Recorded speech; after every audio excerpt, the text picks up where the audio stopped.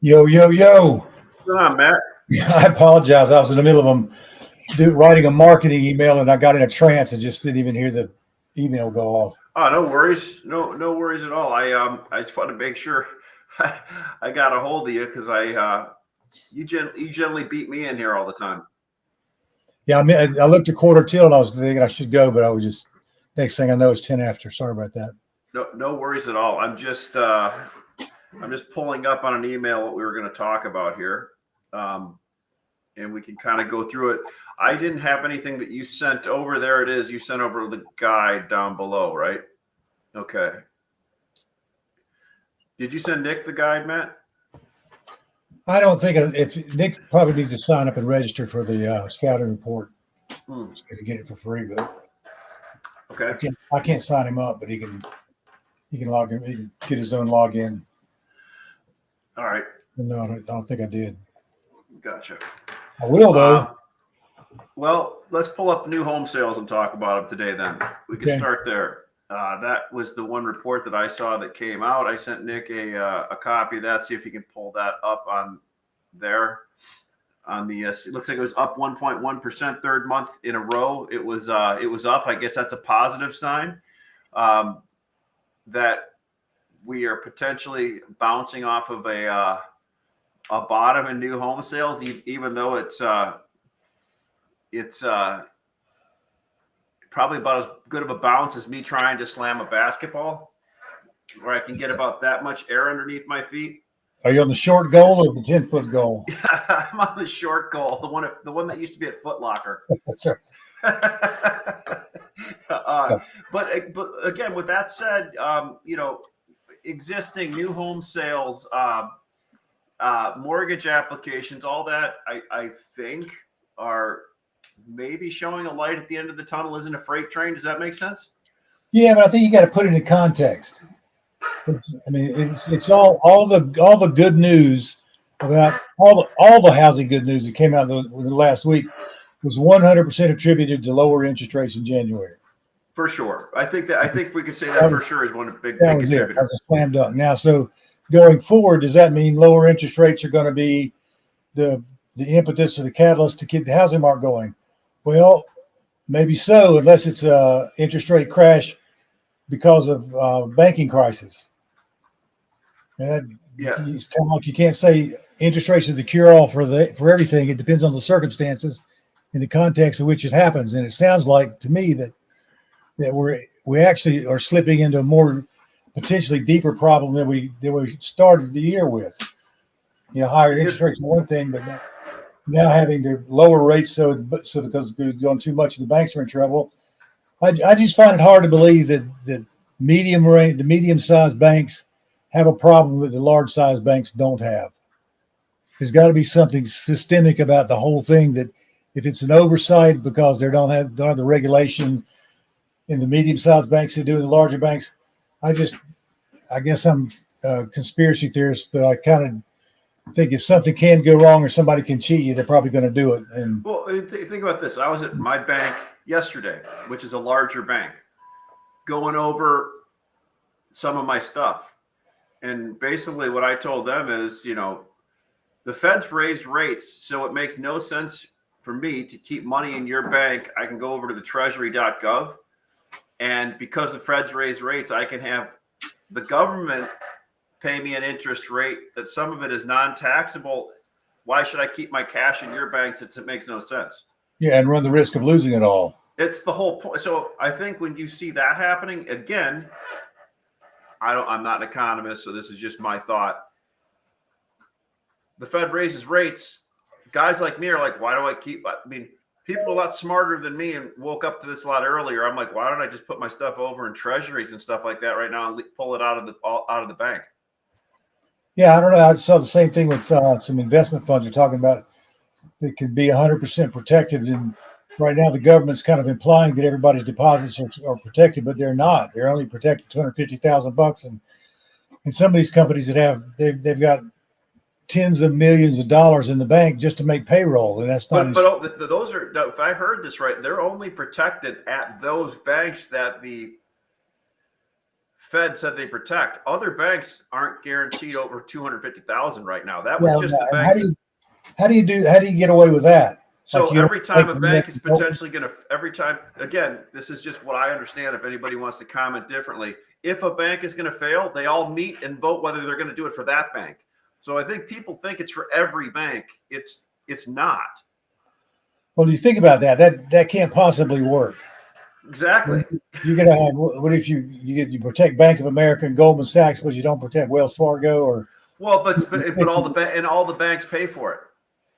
yeah, and all the banks pay for it, which is all the banks charging us for it for fees for it. So if that's the way I understand it right now. So when you see that going on, we potentially have, how is that going to affect housing?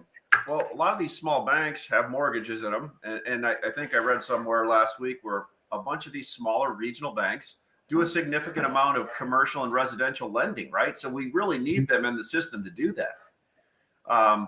I am a big believer, and I said this yesterday, is I'm not picking any political sides here. Smart people will come together and figure this out because we kind of have to, right? It's and who are the smart people? The smart people, the top 1% rich people that they're just considered smart because they have the money, or they can just I think at the end of the day, there's smart people that are academically smart, and then there's people that got a lot of money. And it's not the same people. That may be why some people fly their planes into Omaha, Nebraska every now and then to consult, right? Could be just to see what you see. But so anyway, I think we're seeing things working a little bit better in the the one thing that I'm positive about. These big home builders, I think, are doing everything that they need to be doing to move inventory and not overbuild, if that makes sense. I think they have relatively decent price land.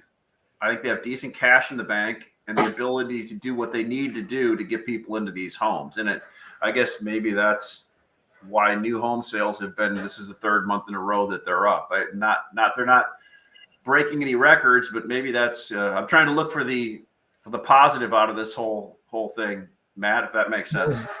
It's interesting that Jerica and I were talking this morning, and she said it's interesting to see when we have our small group meetings, how everybody's in agreement about what the market's going to do, but then you listen to the media, it seems to be completely different from how they're positioned. Because, and I wonder if how many of our members or readers or followers are following advice just because I say so, and I hope that's not the case. I hope they're making up their own decisions. But it seems like that everywhere I go, everybody's talking about how good business is, and how much better it was in January and February. Maybe a little slower to start March, but it's certainly not bad. And then you look at lumber that just can't seem to get out of the chute and get going because it's curtailed and still overproduced.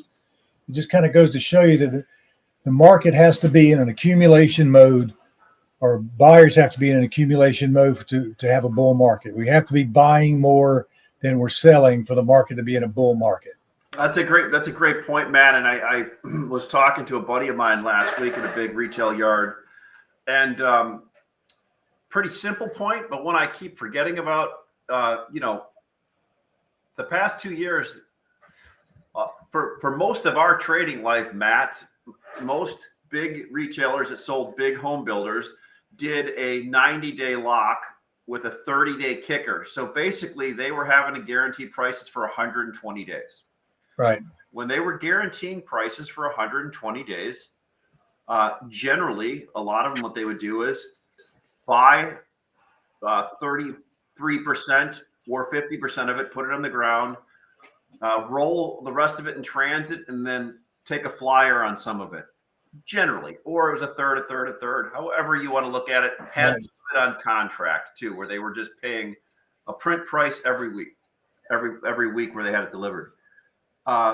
In the last 2 years, that changed. Nobody wanted to do that, and everybody, all of them, decided we're not doing that. We'll give you 30-day pricing, and some of them have a 60-day kicker. So think about that. Before, you had yards that had to have a 120-day guaranteed price in a rising market. And now they're down to a 60-day max exposure in a market that we can arguably say is still overproduced right now. Right. With that said, like you said, unless there's inventory accumulation, we're stuck in a range now. We are seeing the higher cost regions, unfortunately, having to curtail high cost mills. And we're going to continue to see that until this gets worked, as you and I have seen our whole life, rinse and repeat, Matt. Once you make, it never fails to amaze me at how much lumber we can produce when things are good and how long it takes to take it off when they start coming back, because there's a cost to taking it off.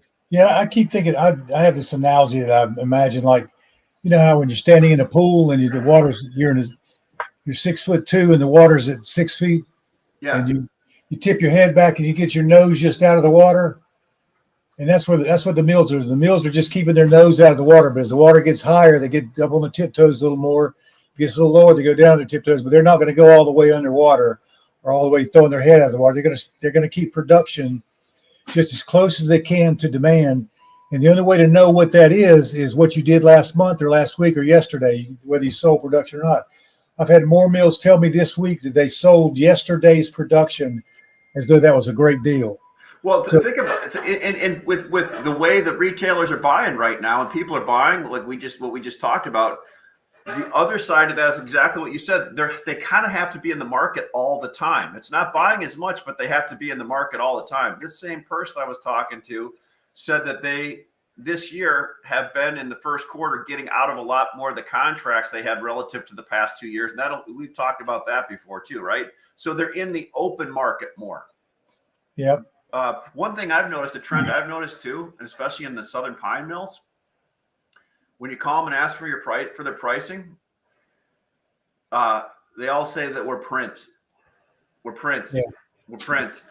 Print plus. So print like, plus 20, yeah. I guess what, like, are they trading at that? Or is that, I guess maybe to somebody I don't like know. me? My numbers in Random Lake Southern Pine numbers are way different. Yeah. And I'm getting mine. I don't know where they get theirs, but I'm getting mine from guys that are buying lumber in the field every day. And mine are a lot lower than Random's. Well, I'm wondering because that's an easy answer for somebody to say I'm print. But I guess, in a mill's defense, they want to hear what you want to pay too. So when you get numbers from people that are actually paying, it's a different deal, right? Yeah, they're going to, and what the mill's going to hear back is, no, I need less 20 or less 50. Yeah. If you're going to put it in a box, then there's my box too. I'll take it less 20, less 50, or yeah, we'll take it at print or whatever. But it's still a benchmark. You got to play with it. Yeah. Well, the one thing we said is there's going to be a lot of people in the market now on a regular basis, albeit buying less, but they're going to be in there all the time, keeping things steadily moving. That's why it doesn't surprise me sometimes when a mill said I sold my production for this week, because we may be down into that kind of market. The one thing that I'm hoping for, and I think is going to happen, is maybe if we do go to a slowdown, lumber and housing was the one thing that really took it on the chin in 2008 and 9. Maybe it's going to be completely different, where lumber's this is the one quote unquote bright spot, kind of moving through where everybody else takes it on the chin this time, right? Well, if you kind of think about it too, I just the dates just hit me when you said that. We've been talking about a housing market that's been underbuilt for the last decade. That's 5 years after 2008. Yeah. So yeah. we weren't underbuilding during that recession of the 2008 housing crash. We were actually short on housing, and then we came out of that with such fear that we just kept building short supply, and then we just didn't keep up with the demand of the growth of the population and needs and whatever. Now we find ourselves in a hole. So yeah, when we come out of this, we're not going to be in a supply and inventory abundance position. It's going to be more of a shortage. For sure. And again, yeah, we see these cycles all the time, and then we're back off to the races again. I always have this question. I've got to dig into the details more on this. Everybody since I've been in the industry it's almost like flat earthers, right? It's almost everybody tells me we're underbuilt. And I listen to it, but like, where does everybody live then if we're underbuilt? Yeah, they're under the bridge with their bag full of cash. Down in the van down by the river. Yeah, sleeping with their bag full of cash. So no, I guess my question is, I think when you look at demographics and immigration and all that, I can see the argument why we're underbuilt, but I always have to go back to common sense and say, if we're so underbuilt, where's everybody currently living? Because they're not all living in parents' basements. That's why multifamily is doing so good and all that, because they're finding it the easiest, most inexpensive place to live, right? Yeah, no, my daughter, for example, is 32 years old. She's a teacher or a guidance counselor at school, and she lives with two other girls in an apartment, and they're 30 some years old, and they're not married. They're dating, but they're not starting families. So there's a big, I think there's a lot of folks that are in their 30s that still haven't taken this step into adulthood and responsibility of owning a home. I saw a thing not too long on TV last week. There's a girl up in New York that was making six figures. She was 32 years old. She was living at home with her mother. She said, I'm thinking about moving out and buying something, but it's going to cost me $2,000 a month. So I'm waiting for something better. So they're still just hanging around mooching off mom and dad. Yeah, look at it. I mean, I get it. I think one of the things right now is it's affordability, right? I was reading somewhere the other day, since we're just chewing the fat here, about, a guy in a condo complex. He's been renting, and I know it's different in every region, but he said it would be more for him to buy it than he's renting it for. And he has the flexibility as he can leave whenever he wants. So it's like, Yeah. I think, and I think it's an affordability thing too. I mean, things ran up pretty freaking high relative to where people bought houses over the last few decades relative to income too. So, I mean, I see what she's saying as far as how much it costs. It's a lot of money, or what your daughter's saying. It's a lot of dough to invest in a house now. A guy reminded me in one of on our shows. He said, I keep throwing up my 18% interest rate. He said, wait a minute. How much did you pay for that house in 1967 or 1975 when you bought it at 18% interest, and it was versus what it is today? The house is 4 times expensive as it was then. Yeah. I saw a similar comparison. In the '60s, like the average income was like $6,300, and a house cost like $24,000, right, or something like that, right? So, or maybe less than that. I don't have the exact numbers, but yeah, I see the point. That house that I bought for 18% interest rate was $67,000. I looked it up about a few months ago on Zillow to find out what it's worth. It was worth $465,000. Wow, that was your first house? That was my very first house. Yeah, same in Temple Terrace, Florida. What was your payment monthly? Seems like it was less than $400. That probably felt like a reach back then, didn't it? No, but I was a lumber trader. I was rolling in it though. Gotcha. So look, I didn't have anything specific I want to talk. I wanted to talk about that. We talked a little bit about the banking stuff going on. What do you see over the net? One thing I did want to talk about is everybody keeps bringing up this topic on euro, since it's not really reported on a print price, and it is. Yeah, well, I said, and you're kind of doing that now. What have you as you've been recording those prices? Have you seen any interesting trends in them over the last few months relative to other stuff? Yeah, it seems like there's a disconnect between, in my opinion, the disconnect between euro and everything else that's going on in the States, because it's selling for whatever it has to sell for to keep moving, and lots of times that's $30 to $50 under Western or Eastern SPF, but it just seems to be so inconsistent. It's like one guy said today, he said, if it's on the ground and somebody wants to move it, it'll be $50 cheaper than a guy who just got the very same stuff in on a boat last week. He doesn't feel the urgency, but it's the same product, came from the same place, sitting on the same dock, and it can be $50 apart on price just because of the urgency to have to move it. But it appears to me, though, that there's I think David Stock was telling us last week maybe that the boats in April are going to be fewer than they were in January, February, March. But right now there seems to be an ample supply coming, but it's kind of got a mind of its own. Yeah, you know what? I've only seen more lately, so I keep hearing. You know how we used to always hear about the wall of wood or the wall that wasn't going to come, or it never works out like that, does it? Never comes. No. Yeah. Well, listen, I appreciate. What else is your does Layman's Guide have going on? Do you have any more meetings coming up this week? Anything that you We want to got tell? we got our monthly roundtable coming up next Friday, which ought to be pretty exciting because got some good guests coming on and a lot of good participants. But that's the purpose of that is just for dialogue between the members to they're getting more comfortable talking to each other and revealing what they're really doing. So I'm kind of it's kind of an evolutionary thing. So I'm kind of watching. There's about 500 folks that could potentially be there. So I think the first time we had 55. So we'll see what happens. But again, So that's what is the theme that you're seeing in these with whatever you can share now versus maybe what it was a year ago when you did them? What is the interesting thing the take back that you're seeing that you may not have seen coming a year ago, or the little tidbit that is why people should go to this?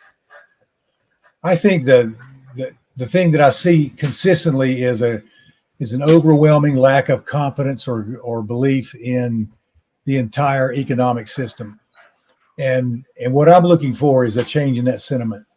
And it's still not. It's still. People were more bullish last year this time than they are this year. And it's likely because we got all the economic curves in and all the things that are banking crisis on the horizon. The China and Russia chatting with each other like they're best buddies, and there's a lot of things to be concerned about. I mean, we had COVID to be worried about before, but now there's rather than one big COVID thing, there's you got economy, war, elections. There's a little pile of stuff that just seems to keep that uncertainty there, and I think the masses in general expect that there's another shoe to fall, and they just don't want to be there when it does. They'd rather run the risk of running out of lumber than having too much and something bad happen. I think you're right. I think there's this underlying. Well, there is an underlying uncertainty, and you and I know what happens when there's an uncertainty in this business. People don't go out and put a pile of wood in their yards. No, which means the market is going to have a difficult time getting overbought and topping. Yes, that's a good point. So it's almost the opposite of what you think. Well, does that mean because everybody's bearish that we're not going to do anything? No, it just means they don't have confidence that they have a doubt or a fear that something else might happen, but they don't have any evidence that it's happening because the business is still good. When you turn on the TV and you hear all the negative things and Dow's down another 500 points and other banks on the ropes, and just enough to make you a little skittish. So I think I had somebody tell me the other day too, Matt, and I brought this up like you just said. I'm like, hey, why aren't you building an inventory? Are you thinking about it? And the answer was, I don't have to right now because I have my 5 and now 10 people calling me, asking me if I can help them move this. Or, I mean, so before for 2 years, you never got any incoming calls. When you're sitting there as a buyer at a yard and you get all these incoming calls, you just naturally in your head think to yourself, I don't have a problem today, and I probably won't tomorrow getting inventory that I need. And every time somebody calls me, it's less. The buyers these days need to be aware that they're not order givers. If they're not getting trained or getting experience in being a lumber trader, then where they know what's going on every day, what's going on with the mills. I was just doing a series of emails to builders talking about how builders are the last ones to get the information, and the reason is the middlemen in the middle between the pro dealers and the contractor yards. They gotta have some kind of advantage to be able to sell the stuff at a profit. So they're naturally going to withhold some of that information until they get themselves positioned involved. Then they go back and tell the builders, "Oh, the market's running now. You need to get some orders in." Yeah, good. That's a good point. I think we're starting to see that lag and that latency between the producers and some of those end users. I think you're helping with that, showing some transparency there. And some of these builders, as you know, some of them that you talk to are getting a lot smarter at the way they buy stuff. And yeah, they're having the thing is, I think the thing that's happened with builders too is they're realizing that if you want to save money and make money on lumber, you've got to work at it. You can't just say, "Here's my list," and you give it to your same couple or your same one building supply and say, "Here's my jobs. Give me a takeoff, and I'll give you the PO." Yeah, they've gotten real smarter about trying to time the market with cycles and realizing that I think the builders are realizing that they've got little bigger stick than they had in the past. But unless you again, if you're not going to be a lumber trader, you're going to get your hat handed to you. So Yeah, well, it's a good point. I'm actually writing an article for a magazine right now for these big builders and or big corporations. And what I'm finding out is most of these higher ups in the C-suites don't know how the sausage is made. When I mean how the lumber is bought for their projects. yeah, it'll be interesting. I'm getting ready to do I have a mailing list of 3,000 C-suite builders. That's awesome. And I want to find out what I'm looking for to find out how in touch are the C-suite people with what's really going on, because these emails are going to, these correspondences are going to be an enlightening thing where they're things that their buyers might know, but they may not know. You know, it'd be interesting to do, Matt. While we're thinking out loud here on something like that with big C-suite buyers or C-suite people, is you ask them 4 questions on a poll and to find out how much information they actually, how much they actually know in some real simple, non-probing poll of how much they actually know how their lumber is being purchased, right? Yeah. Are you aware? Do you know how much per square foot it costs you to frame a house? Exactly. What kind of lag time do you have? How many people do you have in it buying it? That type of thing.